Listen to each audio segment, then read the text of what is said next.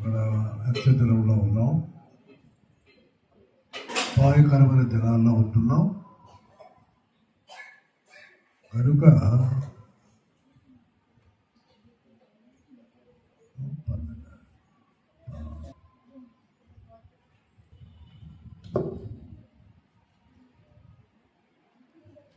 ఏ దినమున ఏమి సంభవిస్తుందో ఎవరికి కూడా తెలియదు కనుక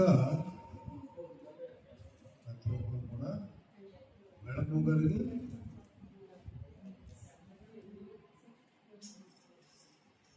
దేవుని సన్నిధిలో యథార్థంగా ఉంటూ దేవుడిని స్థుతించే వారుగా ఉండాలని దేవుడు కోరుకుంటూ ఉన్నాడు. ఇంత మన జీవితం ఎటువంటిది? గడ్డి పువ్వు లాంటిది. అది గడ్డి పూస్తుంది, గడ్డి పుష్పం పూస్తుంది, కానీ కొంచెం వేడి ఎండ రాగానే ఎలాగ వాడిపోతుందో మనం కూడా మన జీవితాలు కూడా అటువంటి ఇచ్చేదంటే ఎప్పుడు ఏ సమయంలో ఏం జరుగుతుందో ఎవరికి కూడా తెలియదు కనుక మెడకు కలిగి ప్రార్థించవలసిన వారుగా ఉంటున్నాం. మరి దేవుడు ఆయుష్ ఆరోగ్యం ఇస్తే దేవుని సువార్తను కూడా ప్రకటించే వారుగా ఉండాలని కూడా దేవుడు కోరుకుంటూ ఉన్నాడు. అంతే అంటాడు కదా, యెషయా 45:22 అనుకుంటా చూడండి. యెషయా గ్రంథం 45 అధ్యాయం. భూదిగంతా నివాసులారా నా వైపు చూసి రక్షణ పొందుడి.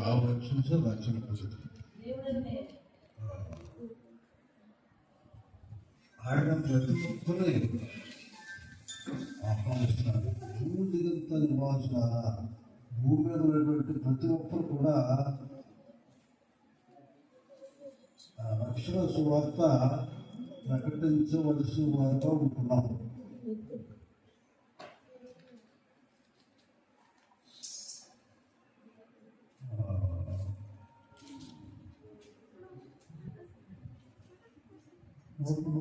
అంటాడు కదా,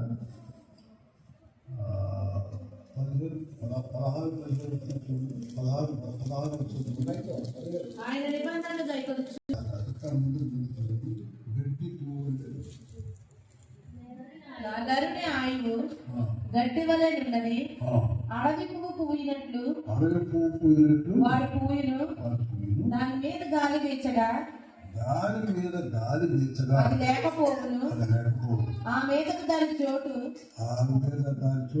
దాని ఎరుగదు. ఎందుకనే సమయం ఉండగానే దేవుని యొక్క సువార్త ప్రకటించే వాళ్ళుగా ఉన్నారు. ఆయన యొక్క నిబంధనలు అంటే ఆయన ఇచ్చినటువంటి పదార్థాలు కట్టడాలు మీరు ద్వితీయోపదేశ కాలంలో చదివినట్లయితే గ్రంథమంతా చదివినట్లయితే మీకు చాలా విషయాలు మీకు అర్థమవుతాయి. ద్వితీయోపదేశ కాలంలో మొదటి నుంచి కూడా మనం పరిశీలించి చూసినట్లయితే ఆయన నిబంధనలు ఏమిటో, ఆయన కట్టడలు ఏమిటో, ఆయన పద్ధతులు ఏమిటో పూర్తిగా అర్థమైపోతాయి. అసలు ఇవేదో అర్థంగా చూడండి. అదే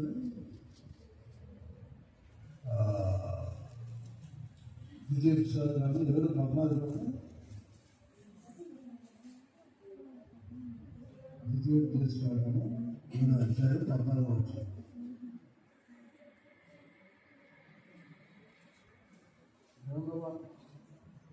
ద్వితీయోపదేశకాండము 7వ అధ్యాయం 14వ వచనం.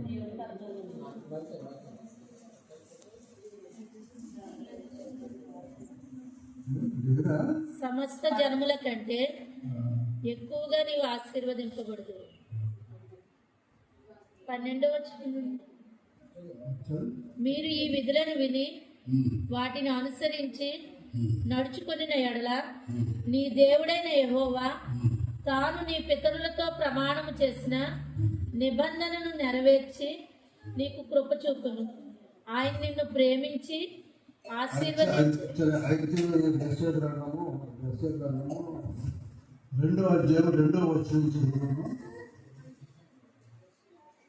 అంత్యదినములలో పర్వతముల పైన యెహోవా పర్వతము, యెహోవా మందిర పర్వతము పర్వత శిఖరమున స్థిరపరచబడి కొండల కంటే ఎత్తుగా ఎత్తబడును. ప్రభావం వచ్చినట్లు సమస్త అన్యజనులు దానిలోనికి వచ్చేదరు.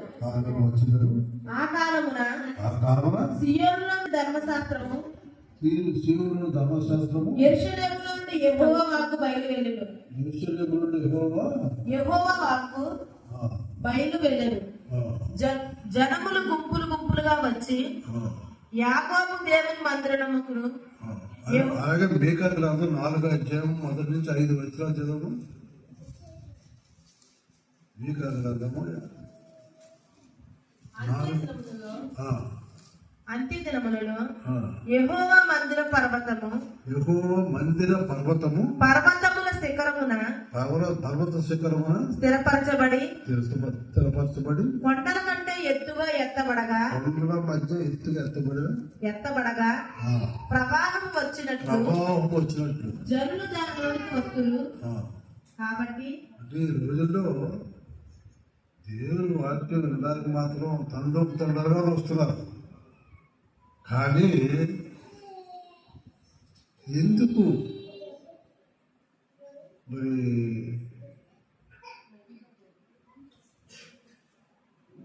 వాళ్ళు అన్యజనులు సైతం కూడా వస్తున్నారని ఉంటుంది అక్కడ. వాళ్ళు వచ్చి దేవుని వాక్యం వినుతూ ఉంటాను, పరిశీలన చేసుకుని రక్షపడుతున్నట్టు కూడా దేవుని వాక్యం ఉంటుంది. కాబట్టి మనం కూడా అదే సంవత్సరాలుగా మనం వాక్యం వింటున్నాం, కానీ మన జీవితాలు మనం సరి చేసుకోలేకపోతున్నాం.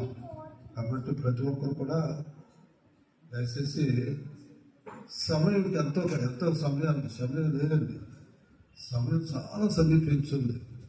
ఆయన రాకడా చాలా సమీపంగా ఉందండి. ఎప్పుడు వస్తారో ఏ గడియలు వస్తారో కూడా ఎవరికి తెలియదు. మనం చూడండి, హెబ్రీయుల పత్రిక 10వ అధ్యాయము 36వ వచనం 37వ వచనం కూడా మనం చూసినట్లయితే, హెబ్రీయుల పత్రిక 10వ అధ్యాయము 36వ వచనం. మీరు దేవుని చిత్తమును నెరవేర్చిన వారే వాగ్దానము పొందు నిమిత్తము మీకు ఓరిమి అవసరమై ఉన్నది.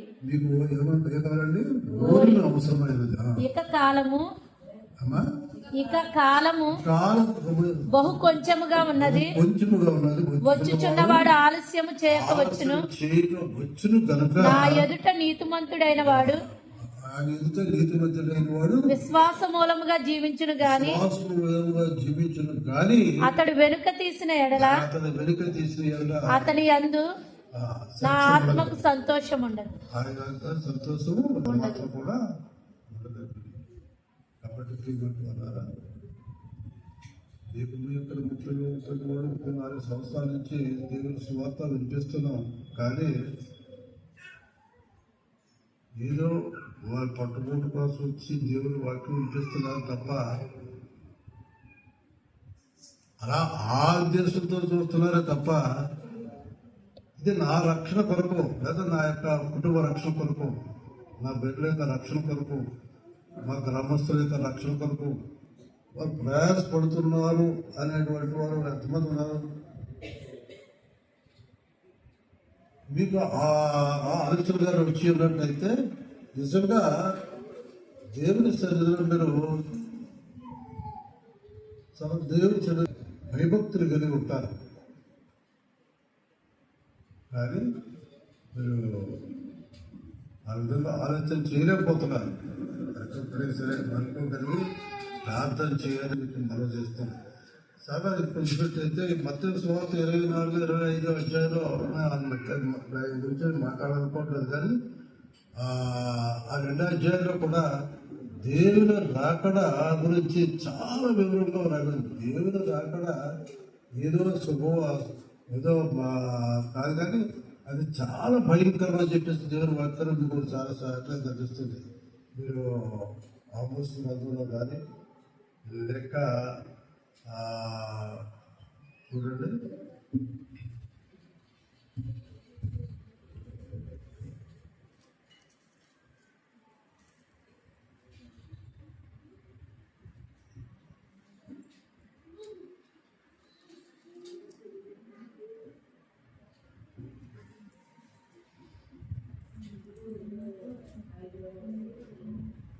యోవేలు గ్రంథంలో కనుకోవచ్చు.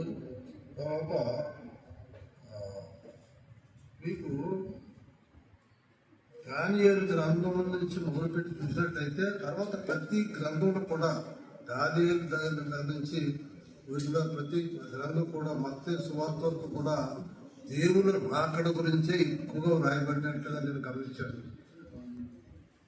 దానియేలు గ్రంథంలో నిజంగా ఆ గ్రంథం చదువుతుంటేనే చాలా భయం వేస్తుంటుంది. ఎందుకంటే చాలా భయంకరమైనటువంటి జనాలండి అవి. ఆయన రాష్ట్రాన్ని చూస్తే నెబుకద్నెజరు వచ్చినటువంటి స్వప్నాలను బట్టి కానీ తర్వాత దానియేలు గారికి వచ్చినటువంటి దర్శనములను బట్టి కానీ చూసినట్లయితే నిజంగా చాలా భయం ఉంటుంది. ఎందుకంటే అది మామూలుగా ఏదో శుభవర్తమానం చెప్పి వెళ్ళిపోవడం కానీ కాదు. దేవుడు వాటిని చాలా బలముగా వినబడి అనేకులు మరి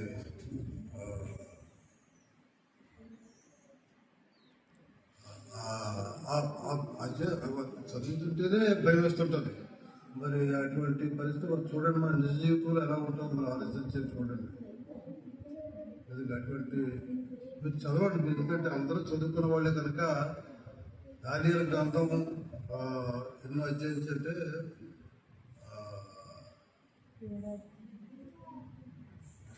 7-8 అధ్యాయాల నుంచి మీరు చదివినట్లయితే ఆ విషయాలు ఎక్కువ రాయబడి ఉంటాయి. కాబట్టి చదివి చూడండి. చేస్తే మీరు సిద్ధపడి ఎలా ఉండాలో మీకు అర్థమవుతుంది.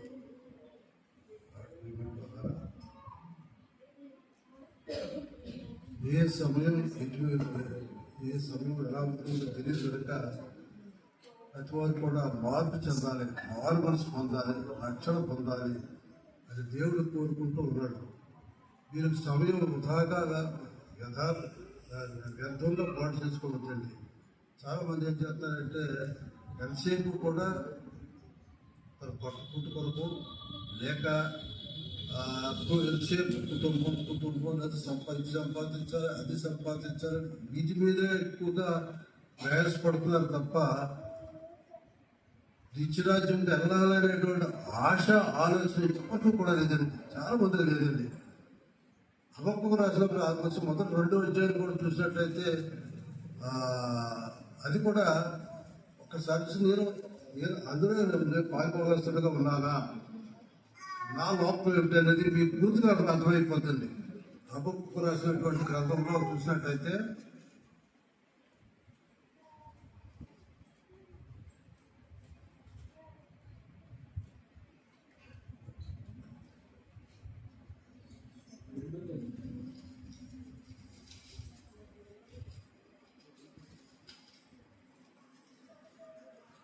మొదటి అధ్యాయము 2వ అధ్యాయంలో అసలు మీరేమిటో మీకే అర్థమవుతుంది. ఆయన అన్ని పరిచయాలు చేసి చూస్తున్నాడు. మన కుటుంబం ఎవరు చూడలేదు, మనం చేసే పని ఎవరు చూడటం లేదు. అదే తప్పుడు పనులు చేస్తున్నారు చాలా మంది. ఆయన మిద్ది మీదకి ఎక్కి మరీ చూస్తున్నాడు. అంటే పైనుండి అంతలో చూస్తున్నాడు ఆయన. ఎవరు ఏం పొరపాటు చేస్తున్నారో ఏం చేస్తున్నారో అనేది హబక్కూకు చూడండి. ప్రభుత్వం 2 అధ్యాయాలు చూడండి.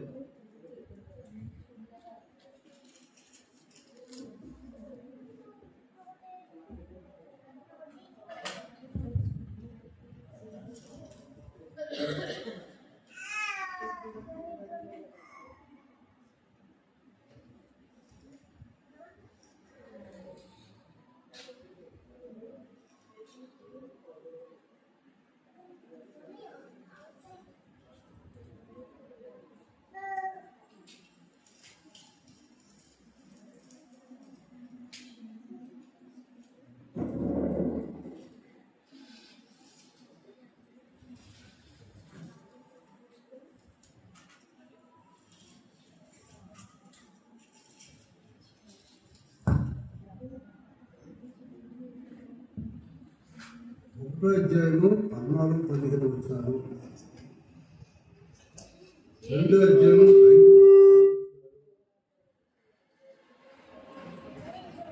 9-12 నూతనంగా వచ్చిన 2 అధ్యాయులు. ఇది చూసినట్లయితే మీకు అర్థమవుతుంది. చూడండి, ఒకసారి చదవండి, ఆ వచనాలు చదవండి. ఏమన్నా 2 అధ్యాయము 14-15 వచనాలు. ఏలికలేని చేపలతోను అమ్మా? ఏలికలేని చేపలతోను ఆ. ప్రాక పురుగులతోను నీవు నరులను సమానులుగా చేసితివి. వాడు గాలము వేసి మానవులందరినీ గుచ్చి మానవులందరూ ఏం చేస్తున్నట్టు పిలిచి లాగి ఉన్నాడు. ఆ, ఉరులు ఒగ్గి ఆ, చిక్కించి కూర్చున్నాడు. ఆ. వాడు తన వలలో వారిని కూర్చుకుని సాతాడు ఏం చేస్తాడు చూడండి, వాడు ఎవరు బ్రింగుదురా అని చెప్పేసి వాడు మొత్తం సంచారం చేస్తున్నట్టు ఉదురు వేస్తున్నాడు, గొడవ వేస్తున్నాడు, రకరకాలైన పద్ధతుల వల్ల వాడు గట్టి ఉదురు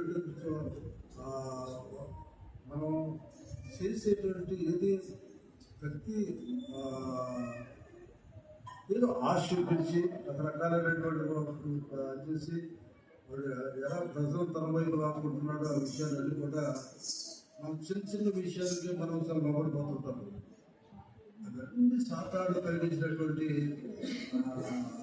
కుయుక్తులు మనం తగ్గించాలి. చూసారు కదండి, మొదటి అధ్యాయం 14-15 వచనాలు, 2 అధ్యాయం 5-6 వచనాలు చదవమ్మా. మరియు ద్రాక్షారసము మోసకరము తనను బట్టి అతిశయించువాడు నిలువడు. అట్టివాడు పాతాళమంత విశ్వాసముగా ఆశ పెట్టును, మరణమంతగా ప్రబలను, తృప్తి నొందక సకల జనములను వశపరచుకొను, సకల జనములను సమకూర్చును, తనది కాని దాన్ని ఆక్రమించి అభివృద్ధి నొందిన వారికి శ్రమ. ఈ విషయం మీరు అంటే చదవడం బట్టి కాదు కానీ చదువుతున్న అమ్మాయి అంటే అందరూ చూస్తున్నారు కనుక మిమ్మల్ని పరిశీలన చేసుకోండి. ఈ వాక్యాలు నేను ఏమన్నా నాలో ఏమైనా ఉందా, దీని యొక్క నాలో ఉన్నాయా అని చెప్పేసి ఒకసారి మీరు మిమ్మల్ని అర్థం పరిశీలన చేసుకుంటే మీకు అర్థమవుతుంది. చాలా మంది తను చేసిన తప్పు రైట్ అని చెప్పేసి అనుకుంటారు తప్ప అది లేదు, ఇది తప్పు, దేవునికి చిత్తం కాదు అని చెప్పేసి అప్పుడు కూడా చాలా మంది అనుకోలేదు. తాకట్టు సొమ్మును విస్తారంగా పట్టుకునే వారికి శ్రమ.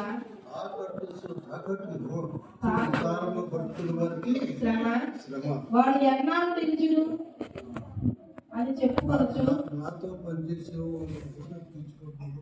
నా గురించే భార్య అవును వడ్డీ వ్యాపారం చేస్తుంది. వడ్డీ వ్యాపారం చేసి బంగారం కేజీల కొద్ది సంపాదించింది. కానీ ఏమైనా అనిపించిందా? తర్వాత వాళ్ళు అనకపల్లి ఇది అంటే గుడి చెప్పొచ్చి 4 దినాల్లో మనల్ని ఎక్కడ పోయిందండి. చాలా ప్రమాదం పడుతుంది. ఏమో మనకి పెద్దగా కనిపించింది, తప్పు కాదు, చాలా రైట్ అని అనుకుంటున్నామేమో, కానీ అది చాలా ప్రమాదమైనది. అది శ్రమ కూడుకున్నటువంటి పొరపాటు అని చెప్పేసి బుద్ధించరు.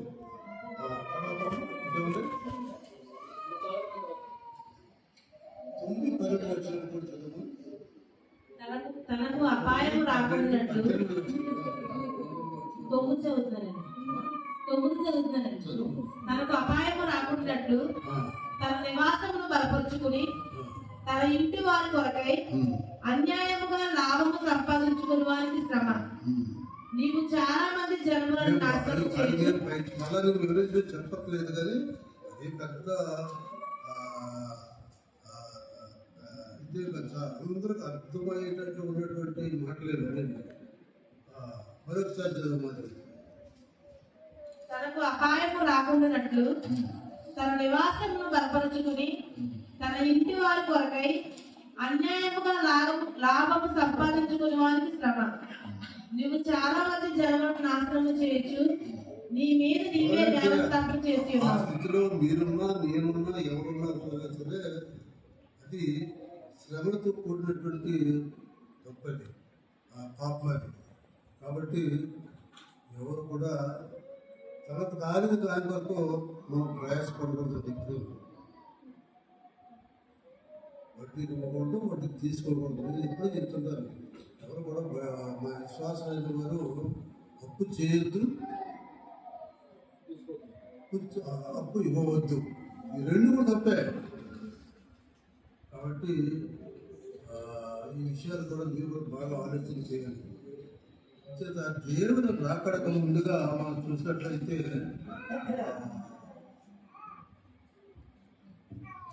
ఆకి విషయం 4వ అధ్యాయం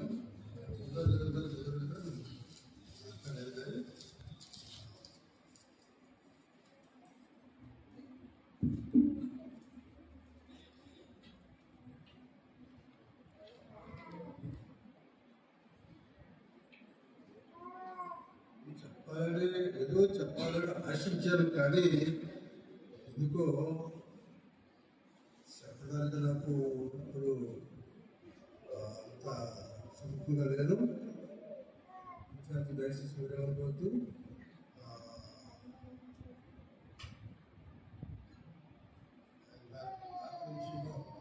కొంచెం 2వ పేతురు 3వ అధ్యాయం 9వ వచనం నుంచి 12వ వచనం చూసినట్లయితే 2వ పేతురు కొందరు ఆలస్యమని ఎంచుకున్నట్లు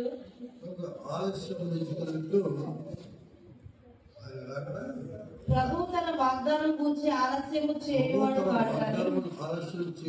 కాదు కానీ ఎవడను నశింపవాలని చెప్పక అందరూ మారుమనసు పొందవలను కోరుచు మీ ఎడల దీర్ఘశాంతం కలవాడే ఉన్నాడు. అయితే ప్రభు దినము దొంగలే వచ్చును. ఆ దినమున అంటే దొంగ వస్తున్నాడని మనం తెలిస్తే ఒక కర్ర పెద్ద పట్టుకుని ఒక ముందు కాసు కూర్చుంటాం.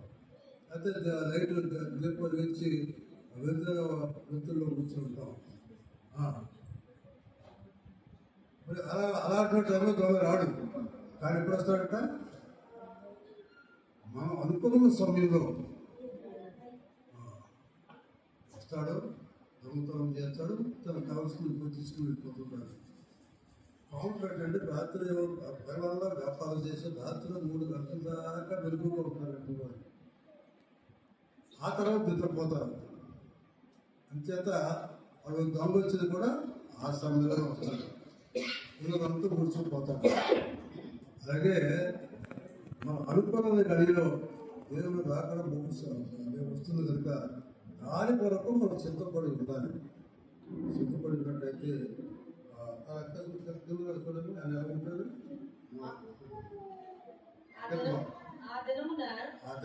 ఆకాశములు మహాధ్వనితో గతించుకోవును, వనితో గతించుకోవును, పంచభూతములు వికటమైన వేండ్రముతో లయమైపోవును, భూమియు దాని మీద నృత్యములు కాలిపోవును.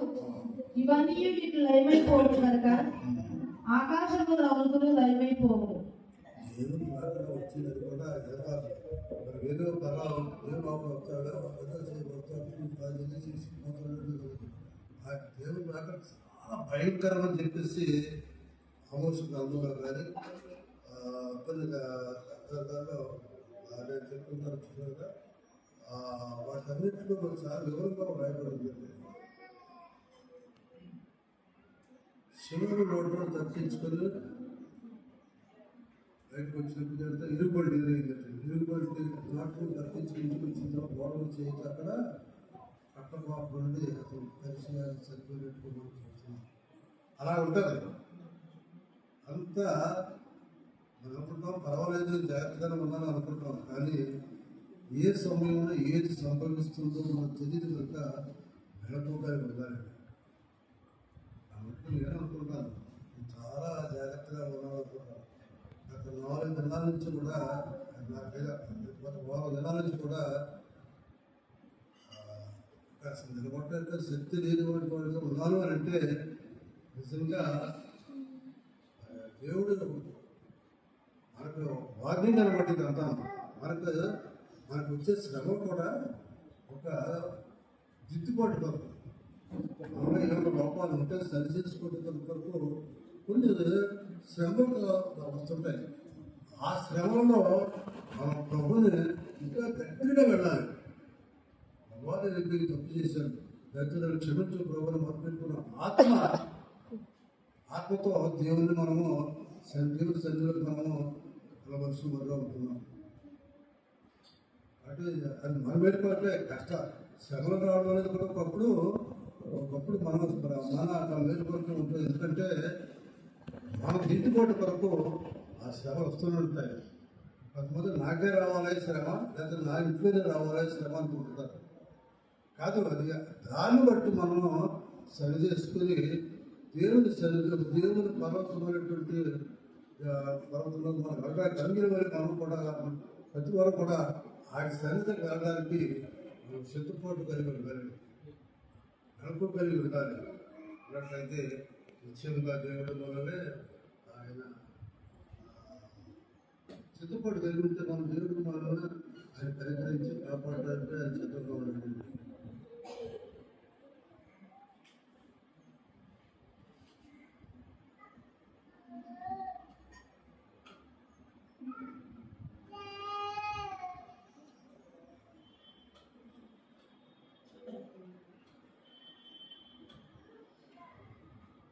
రెండో అధ్యాయం 12-16 వచనాలు 12-16 వచనాలు అయితే యోవేలు గ్రంథము 2వ అధ్యాయం 12-16 4 వచనాలు చూసినట్లయితే ఇక్కడ కూడా దేవుని యొక్క రాకడ గురించి చాలా స్పష్టంగా మనకు కనిపెడతా ఉంటుంది.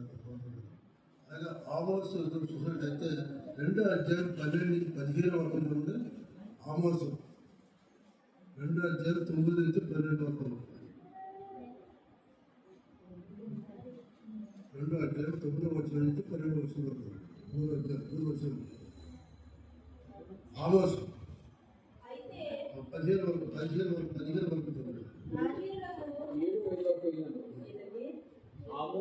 ఆమోసు గ్రంథము 2వ అధ్యాయము 12 నుంచి 15 వచనం వరకు దేవుని రాకడ గురించి చాలా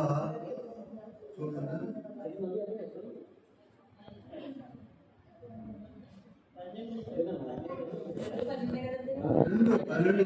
2 అధ్యాయం 9-12 వరకు లేదా 15 వరకు 15 వర్షం వరకు చూసినట్లయితే ఆయన రాకడ గురించి చాలా స్పష్టంగా మాట్లాడుతున్నాడు. కాబట్టి చాలా భయంకరమైన దినాలంట వెళ్ళింది. ఎందుకంటే ఆ దినాలు రాకముందే మనం ఏం చేయాలి, మార్పు చెందాలి, మారు మనసు పొందాలి, రక్షణ పొందాలి. రోమిలో 2వ అధ్యాయం 12వ వచనంలో చెప్పబడినట్టుగా 12వ అధ్యాయం 2వ వచనం ఉంటారు. అటు 12 రోమిలో రాసిన పత్రిక మీరు ఈ లోక మర్యాదను అనుసరించక ఉత్తమమును అనుకూలమును సంపూర్ణమునై ఉన్న దేవుని చిత్తము పరీక్షించి తెలుసుకున్నట్లు మీ మనస్సు మారి నూతన మొగట వలన రూపాంతరము పొంది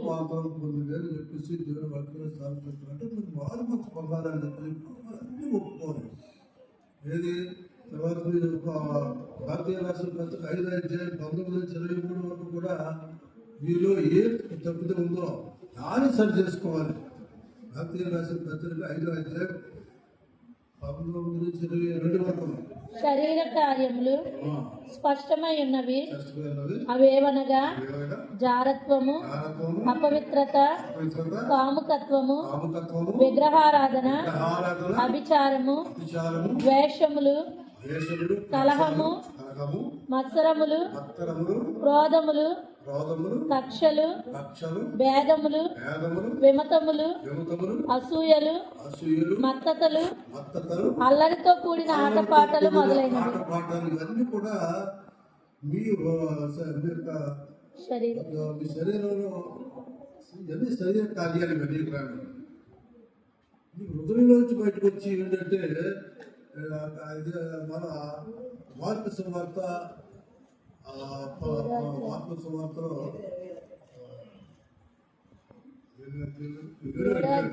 అధ్యాయంలో చూసినట్లయితే 19వ వచనం చదువుతాను చూసినట్లయితే మనుషులు లోపల నుండి బయలు వెళ్ళినది ఆ మనుషుల్ని అపవిత్రపరచును. లోపల నుండి అనగా మనుషుల హృదయంలో నుండి దురాలోచనలు, జారత్వములు, దొంగతనములు,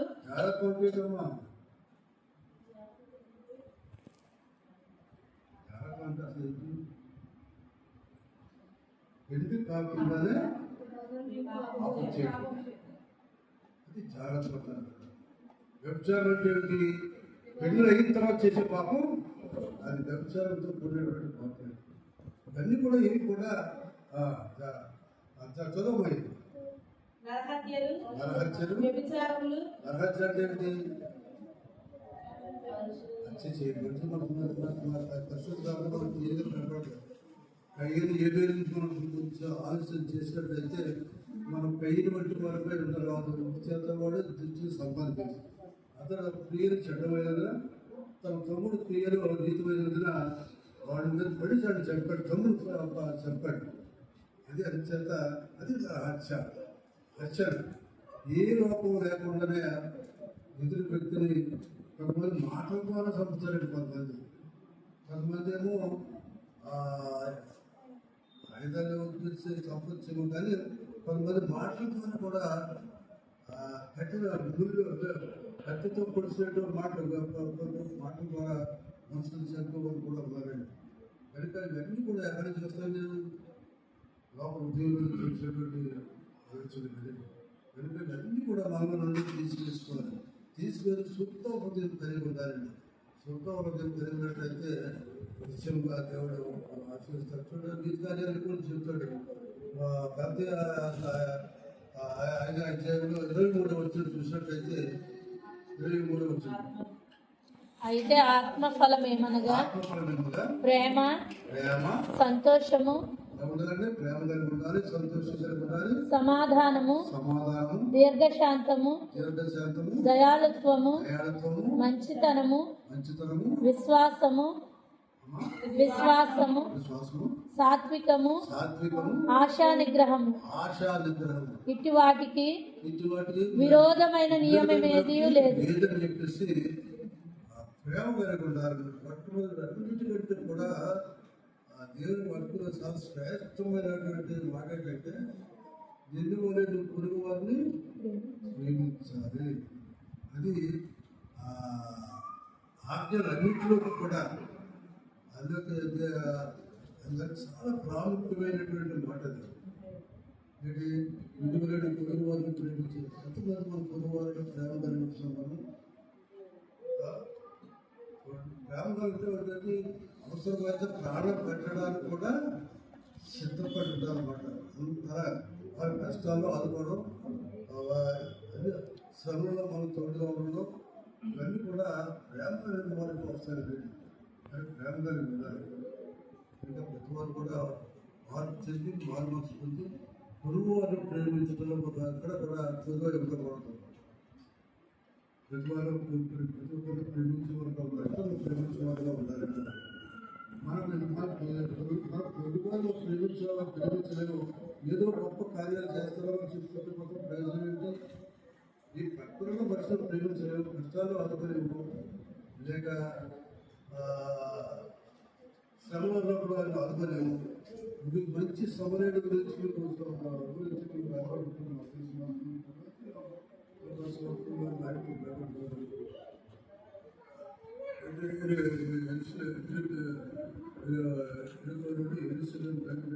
లోకస్వార్త 10వ అధ్యాయం. అందుకు యేసు ఇట్లనెను, ఒక మనుషుడు యెరూషలేము నుండి యెరికో పట్టణమునకు దిగి వెళ్ళుచు దొంగల చేతిలో చిక్కెను. వారు అతని బట్టలు దోచుకుని అతని కొట్టి పొర ప్రాణంతో విడిచిపోయారు. అప్పుడు ఒక యాజకుడు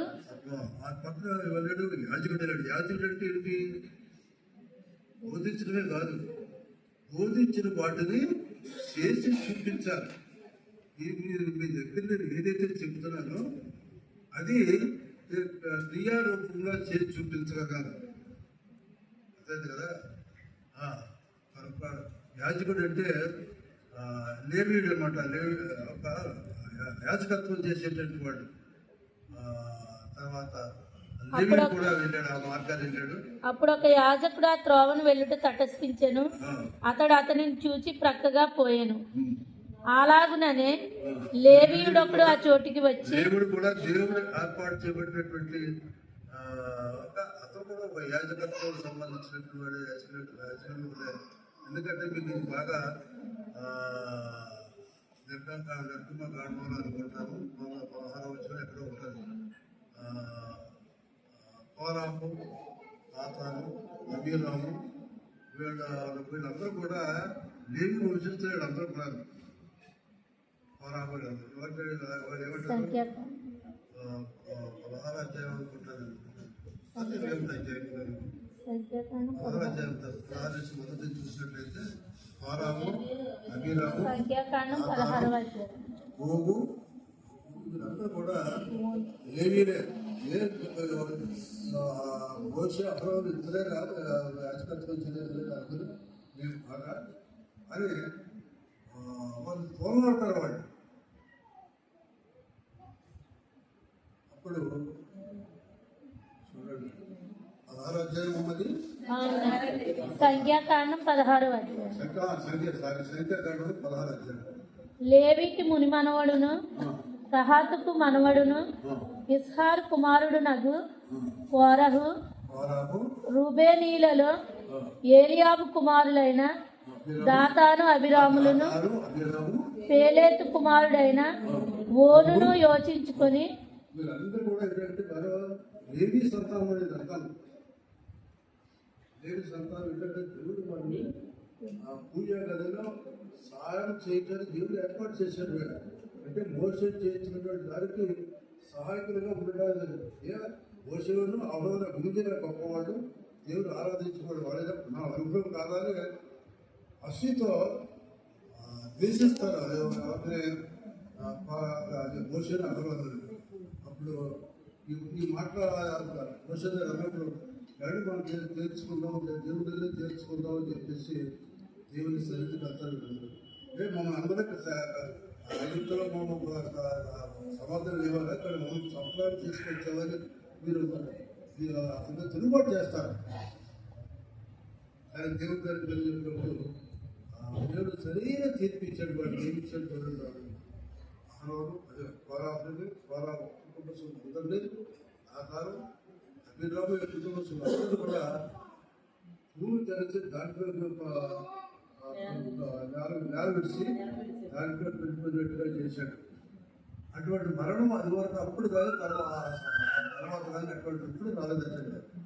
అటువంటి భయంకరమైన మరణం వాళ్ళకి సంభవించింది.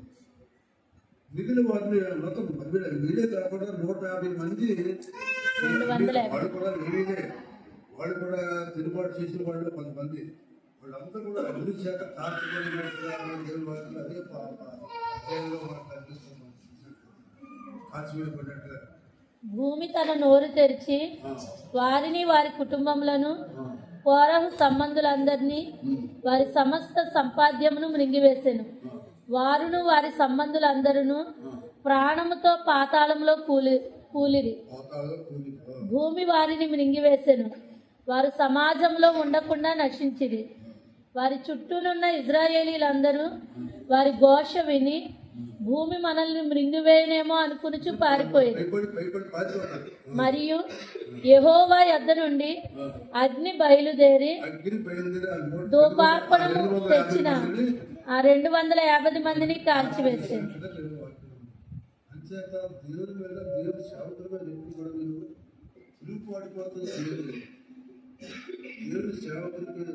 ఎదురు చెప్పొద్దు, తప్పుడు మాటలు మాట్లాడద్దు. మనకు గుణపాఠంగా దేవుడు మన ముందు ఇచ్చుకున్నటువంటి సాదృశ్యం.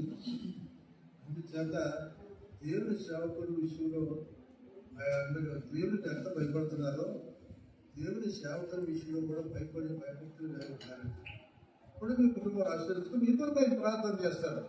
ప్రార్థన చేసినప్పుడు మీరు మీ కుటుంబాలు కూడా ఆశీర్వదించబడతారు.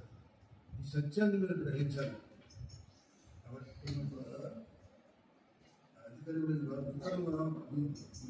ధృవీకరించడం కానీ ద్వేషించడం కానీ అవమానపరచడం కానీ చేయలే చేయలేదు. మన పని కాదు అది. అది దేవుడు చూసుకుంటాడు కదండి.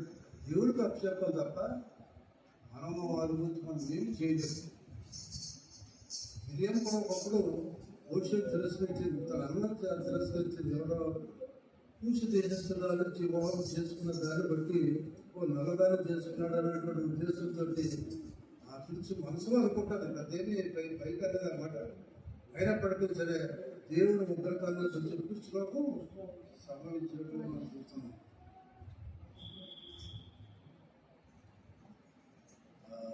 ఇంకొక వ్యక్తి కూడా ఇలాగా తన కారు పని చేసినంత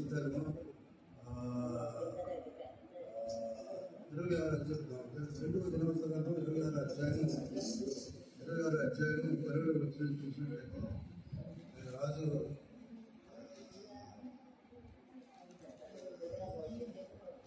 అతను కూడా తిరుగుబాటు చేసి రాజుపై చేయవలసిన పని వాళ్ళు చేస్తున్న దాన్ని బట్టి అది మీ పని రాదు, ఇది రాజుపై చేయవలసిన పని అని చెప్పేసి అతను అట్లు చెప్తే అయితే అతడు స్థిరపడిన తరువాత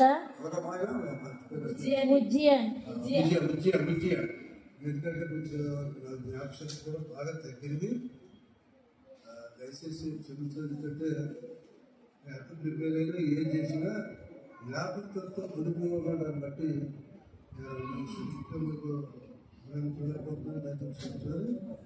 కాబట్టి విజయ చాలా మనసులో అనుకుంటాడండి, పైగా లేదు. అనుకుని ఏం చేస్తాడు, అతడు మనసును గర్వించి చెడిపోయాను. తాను చేయవలసిన పని, యాజకుడు చేయవలసిన పని తను చేసిన బట్టి కోపం ఎవరు అర్పించాలి, యాజకుడు అర్పించాలి.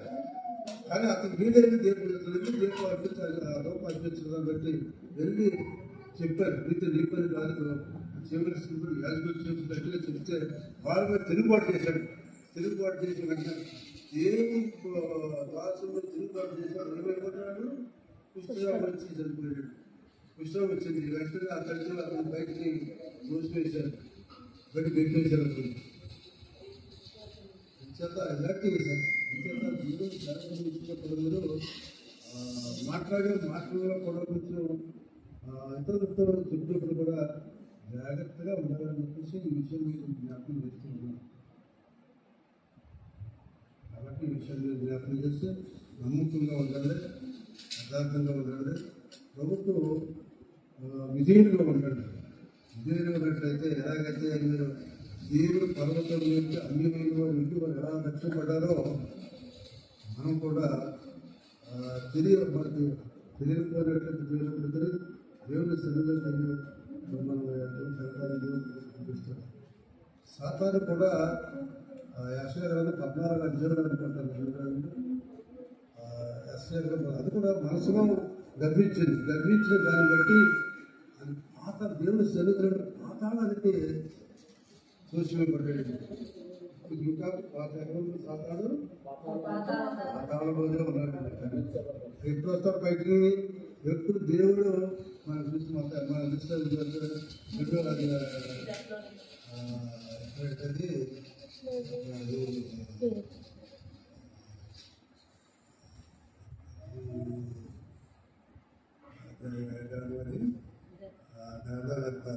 పత్రికలో దశవరి పత్రిక మీరు దశవరి పత్రిక 4వ అధ్యాయం చూసినట్లయితే ప్రధాన శబ్దముతోను దేవుని బోరతోను నరలోకము నుండి ప్రభు దిగొచ్చును. క్రీస్తు నందుండి మృతులైన వారు